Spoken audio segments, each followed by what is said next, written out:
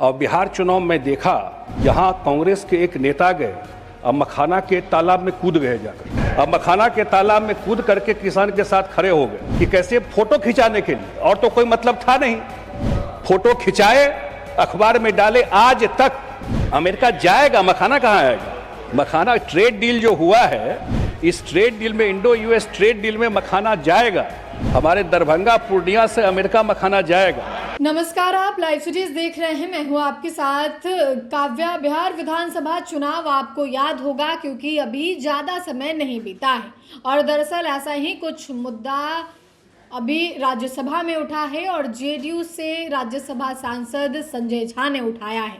आपको पता होगा कि जब राहुल गांधी बिहार आए थे तो कैसे तालाब में कूद गए थे और मखाना की खेती के बारे में किसानों से जाना था, और इसी पर आज राज्यसभा में संजय झा ने मुद्दा उठाया है और कहा है कि बस फोटो खिंचाने के लिए चले गए थे, किसानों के लिए तो केंद्र की नरेंद्र मोदी सरकार सोच रही है। आप पहले राज्यसभा के उस वीडियो को देखिए कि संजय झा किस तरीके से सदन में गरज रहे हैं। माननीय उपसभापति महोदय, मैं आज अपने दल जनता दल यूनाइटेड की ओर से माननीय वित्त मंत्री द्वारा प्रस्तुत इस बजट के समर्थन में खड़ा हुआ। मैं पहले कुछ नेशनल लेवल प्रायोरिटीज़ पर, जो इनसे जुड़े इनिशिएटिव पर बात करूंगा, और फिर बिहार सेंट्रिक कुछ बातें जो इस बजट में है उस पर बात रखूंगा। यह बजट बताता है कि सरकार भारत की लॉन्ग टर्म ग्रोथ पर ध्यान केंद्रित कर रही है। कई सालों तक अपनी ऊर्जा खर्च और घाटे को संभालने पर लगाने के बाद अब ध्यान क्षमता निर्माण पर है। भले ही शेयर बाजार में उतार चढ़ाव दिखे, लेकिन बजट की दिशा भारत के फिस्कल डिसिप्लिन और आर्थिक रणनीति पर अडिग है। इस बजट में वैश्विक परिस्थितियों को लेकर कोई बड़े दावे नहीं किए गए। इसके बजाय बजट उन इंस्टीट्यूशनल रिफॉर्म पर केंद्रित है जो भारत की विकास दर को बनाए रखने के लिए जरूरी है। आखिरकार भारत की ग्रोथ के लिए सबसे निर्णायक मुद्दे घरेलू स्तर के ही हैं, जैसे इंफ्रास्ट्रक्चर को ठीक करना, ऐसे ह्यूमन कैपिटल जो दुनिया से मुकाबला कर सके, ऐसी संस्थाओं को के विकास को आगे बढ़ाना। जीडीपी के प्रतिशत के रूप में जहां रेवेन्यू स्पेंडिंग में गिरावट जारी है, वहीं ब्याज भुगतान निर्धारित दायरे में है। रेवेन्यू स्पेंडिंग में राज्यों को पूंजीगत खर्च के लिए दी जाने वाली सहायता के ग्रांट्स भी शामिल हैं। इन्हें जोड़कर देखें तो capital to current spending ratio को इस बजट में करीब 50% तक ले जाने की योजना है। यह कैपिटल स्पेंडिंग में बढ़ोतरी बताती है कि सरकार की नज़र शॉर्ट टर्म कंजम्पशन पर नहीं, बल्कि लॉन्ग टर्म इन्वेस्टमेंट और कैपेसिटी बिल्डिंग पर है। निश्चित है कि यही खर्च आने वाले वर्ष में भारत की ग्रोथ स्टोरी को असली रफ्तार देगा। जीडीपी के मुकाबले सरकारी आमदनी और खर्च दोनों कम होने के अनुमान है।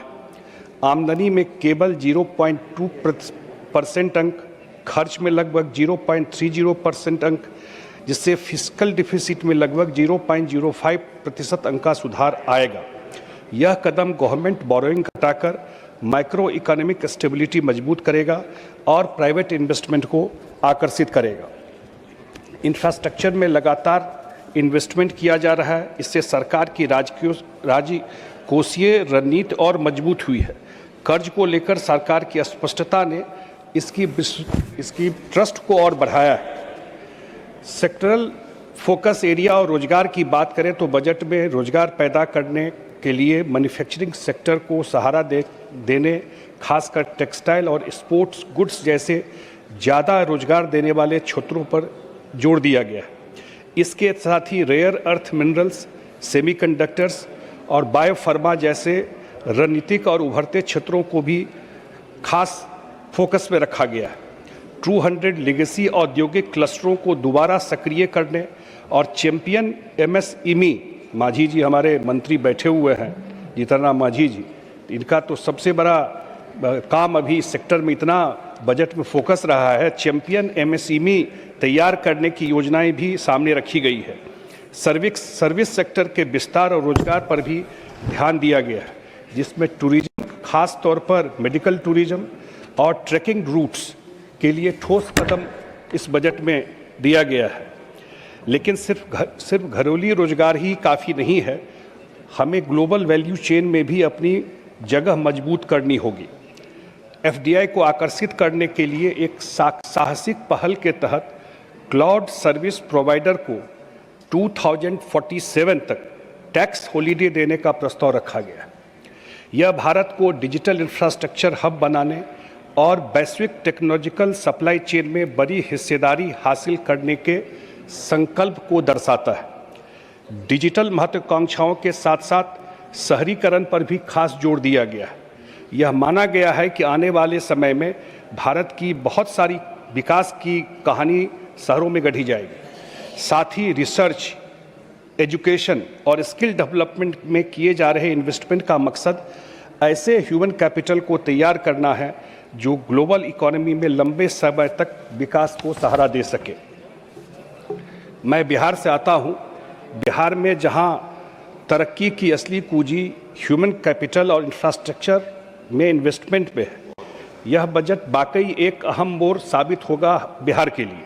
इसलिए कि हम दुनिया में जब जाते हैं तो लोग कहते हैं एजिंग पॉपुलेशन है, यंग लोग नहीं है। अगर उसको स्किल कर देते हैं हम तो उसके लिए स्काई लिमिट है, कहीं भी दुनिया में जा सकता है। पूर्वोदय प्रधानमंत्री जी की कल्पना रही। पूरा पूर्वी सेक्टर है ना भाई आरपीएन सिंह जी, पूरा पूर्वी भारत हमेशा ही निगलेक्टेड रहा। पूर्वोदय क्षेत्र को बजट में प्राथमिकता मिली है। निश्चित है कि वहाँ विकास की काफ़ी गुंजाइश है। जो रोजगार और सेक्टरल ग्रोथ की राष्ट्रीय योजना मैंने अभी बताई, उसका सबसे बड़ा फायदा बिहार को मिल रहा है। बिहार के पास युवाओं का भंडार है, हुनरमंद मेहनती युवा जो आगे बढ़ना चाहते हैं। इन स्कीम का पूरा लाभ उठाकर हम अपनी इस युवा शक्ति को असली अपॉर्चुनिटीज में बदलेंगे। इस बजट में टूरिज्म को मिली प्राथमिकता बिहार की क्षमताओं से मेल खाता है। साउथ ईस्ट एशिया में करोड़ों लोगों की आस्था बौद्ध धर्म से है। ऐसे में बिहार का बौद्ध सर्किट जो पूर्वांचल तक जाता है, कुर्सीनगर तक जाता है, राजगीर, बोधगया, ये पूरा सेक्टर जो बुद्धिस्ट सेक्टर है उसका अंतर्राष्ट्रीय श्रद्धालुओं को आकर्षित करेगा। बिहार के लिए रोजगार के लिए नए अवसर क्रिएट होंगे। और पूरा बुद्धिस्ट सेक्टर, पिछले बार के बजट में भी प्रधानमंत्री जी ने राजगीर को और गया को मेन फोकस में बजट में रखा था। घोषित टेक्सटाइलों से पहले भागलपुर और गया जैसे शहरों के टेक्सटाइल, मधुबनी में हम लोगों का मधुबनी खादी टेक्सटाइल में कितना ज़बरदस्त काम करता था। स्किलिंग इकोसिस्टम को नई ऊर्जा मिलेगी जिससे स्थानीय युवाओं के लिए कौशल और रोजगार के मौके बढ़ेंगे। वहीं पटना, मुजफ्फरपुर, भागलपुर, दरभंगा, बेगूसराय, नालंदा, पूर्णिया और गया जैसे जो 5 लाख से ज़्यादा पॉपुलेशन के शहर हैं, उनको विकास फंड एडिशनल मिलेगा इस बजट में जो दिया गया, जिससे शहरी इंफ्रास्ट्रक्चर, बेहतर कनेक्टिविटी और टेक्नोलॉजी यूजेज में उल्लेखनीय सुधार आएगा। इससे बिहार सर्विस लेड इन्वेस्टमेंट को अट्रैक्ट करेगा, शहरों में हाई पेइंग नौकरियां पैदा होंगे और एक मजबूत टेक इकोसिस्टम का विकास होगा। महात्मा गांधी ग्राम स्वराज इनिशिएटिव के तहत गाँव में के परिवारों को खादी, हैंडलूम और हैंडीक्राफ्ट से जुड़ी कार्यशालाओं में काम करने का अवसर मिलेगा और उनकी आमदनी बढ़ेगी, जिससे ग्रामीण शिल्प अब केवल सांस्कृतिक पहचान नहीं बल्कि परिवारों के लिए विश्वसनीय आय का स्रोत भी बनेंगे। बिहार में कनेक्टिविटी और लॉजिस्टिक के कई बड़े प्रोजेक्ट पे काम चल रहा है, जिसका हम लोग स्वागत करते हैं। और ये जो हाई स्पीड कॉरिडोर जो वाराणसी से सिलीगुड़ी दिया गया है, उसका मेजर पार्ट बिहार से होके गुजर रहा है, पटना से होके गुजरेगा। उसका मेजर पार्ट जो है वो पटना से, क्योंकि सिलीगुड़ी तो बॉर्डर है बिल्कुल बंगाल में जा कर के, उसका मेजर पार्ट बिहार से होकर के गुजरेगा। और एक हाई स्पीड कॉरिडोर बनने से पूरा वहाँ का इकोनॉमी और पूरा इंफ्रास्ट्रक्चर का रूप बदल जाएगा बिहार का। साथ ही और रेल मंत्री जी ने भी कहा है लगभग 10,000 करोड़ बिहार को उस कॉरिडोर के थ्रू वहाँ पर इन्वेस्टमेंट जाएगा। साथ ही देश भर में 20 नए नेशनल वाटरवेज बनाने की घोषणा से बिहार के कई शहरों को सीधा फायदा मिलेगा, जहां एक्सपोर्ट और आसान व मजबूत होगा। इसके तहत पटना में शिप रिपेयर, जो एक अभी सिर्फ कलकत्ता में होता है शिप रिपेयर, और देश में 1% शिप रिपेयर का काम होता है, वो पटना में खुलने से वहाँ एक फैसिलिटी क्रिएट होने से वहाँ काफ़ी सुविधाएँ होंगी। 2 विषय में और चर्चा करना चाहता था। एक, हम लोग बिहार से आते हैं और नॉर्थ बिहार से आते हैं, और वहाँ बाढ़ की समस्या लगातार रही। और पिछले बजट में केंद्रीय सरकार ने, प्रधानमंत्री जी ने बिहार कोसी नदी हमेशा जाना जाता था सौरों के लिए, अभिशाप के लिए। अभी तो मैं देख रहा हूं कि जो सांसद लोगों के लिए घर बनाया गया है उसमें एक का नाम कोसी रख दिया गया है। कोसी भी किसी अच्छे भाव से नहीं देखा जाता था, और उस बाढ़ के काम को, जो प्रॉब्लम था उसको मिनिमाइज करने के लिए पिछले बजट में कोसी पे, जो वेस्टर्न कोसी है उसमें इरिगेशन फैसिलिटी के लिए सरकार ने, भारत सरकार के बजट में ये प्रोविज़न किया गया था। मुझे बताते हुए खुशी हो रही है कि उसमें काम शुरू हो गया। जो 35 किलोमीटर नेपाल में कैनाल को लाइनिंग करना था उस पर काम शुरू हो गया। पहली बार बिहार के फ्लड को एड्रेस किया जा रहा है, और मुझे लगता है आने वाले टाइम में बिल्कुल बिहार का जो नॉर्थ बिहार है, जिससे इतना बड़ा माइग्रेशन हो जाता है, उसमें काफ़ी मिनिमाइज होगा ये जो फ्लड का। एक प्रॉब्लम तो नेपाल में हाई डैम बनने से का है, जब तक वो नहीं बनता है, इस सब इनिशिएटिव से बिहार का पूरा जो उत्तर बिहार है उसमें बाढ़ की स्थिति में काफ़ी सुधार आएगा, सुधार आ रहा है, जो काम शुरू हुआ। एक और विषय जो मैं देख रहा था चुनाव में, मैं चुनाव की चर्चा इसलिए कर रहा हूं कि अभी बिहार में ही चुनाव हुआ है हाल में, और बिहार चुनाव में देखा, हम लोग मिथिला क्षेत्र से आते हैं, कि यहाँ कांग्रेस के एक नेता गए और मखाना के तालाब में कूद गए जाकर, और मखाना के तालाब में कूद गए कि खेती कैसे होती है वो सीखने के लिए खेती कैसे होती है। और मखाना के तालाब में कूद करके किसान के साथ खड़े हो गए कि कैसे, फोटो खिंचाने के लिए, और तो कोई मतलब था नहीं। फोटो खिंचाए, अखबार में डाले। आज तक उस मखाना किसानों के लिए, जो गरीब मखाना किसान है, उसके लिए कुछ नहीं किया। इसी एनडीए और मोदी जी की सरकार ने मखाना को, मखाना बोर्ड, पहला बोर्ड बिहार को मिला, मखाना बोर्ड मिला, और आज मखाना बोर्ड फंक्शनल हो गया है। दरभंगा में एयरपोर्ट है, पूर्णिया में एयरपोर्ट है। अब आप लोग मखाना खाते हैं कि मुझे नहीं पता, लेकिन अगर मखाना खाते हैं तो मखाना सिर्फ मिथिला में होता है, सिर्फ मिथिला में मखाना होता है, और मखाना सिर्फ मिथिला में होता है। और आज उसका मखाना बोर्ड बनने से, फंक्शनल होने से, जो मोदी सरकार ने किया, जो एनडीए सरकार ने किया है, आज तक वो मखाना, जो अति पिछड़ा समाज के लोग, गरीब लोग पानी में जा करके काम करते थे, उसके लिए नहीं सोचा। फोटो खिंचाने के अलावा कोई काम नहीं किए, और आज मखाना बोर्ड वहाँ फंक्शनल हो गया। और मखाना बोर्ड के शुरू होने से उसको एक मार्केट, उसको टेक्नोलॉजी, सारी सुविधाएं मिलना शुरू हो रहा है। तो मैं अपने पार्टी के तरफ से इस बजट के पक्ष, कहाँ से अमेरिका जाएगा, मखाना कहाँ आएगा? मखाना ट्रेड डील जो हुआ है, इस ट्रेड डील में, इंडो यूएस ट्रेड डील में मखाना जाएगा। हमारे दरभंगा, पूर्णिया से अमेरिका मखाना जाएगा, और और वहाँ के स्टोर में ऑलरेडी मखाना मिलता है। अब ये चेन इफेक्ट होने से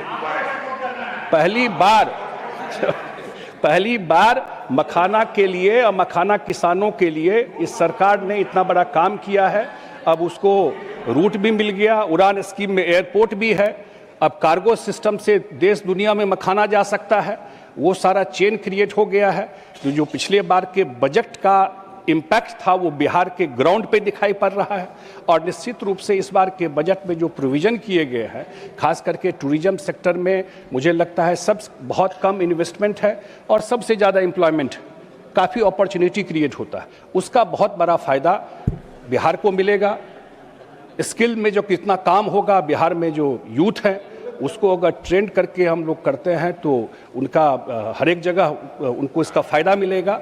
तो मैं अपने पार्टी के तरफ से इस बजट का पुरजोर समर्थन करते हुए अपनी बात समाप्त करता हूँ। तो आपने जेडीयू से राज्यसभा सांसद संजय झा को सुना। एक तरफ जहां उन्होंने जो बजट पेश किया गया है नरेंद्र मोदी सरकार के द्वारा सदन में, उसका समर्थन दिया है, और साथ ही कहा है कि जो मखाना अब अमेरिका तक जाएगा, उसके लिए मखाना बोर्ड बनाने का काम पिछली सरकार में, जो नरेंद्र मोदी सरकार ने जो पिछली बजट में इसे पास किया, बिहार को मखाना बोर्ड मिला।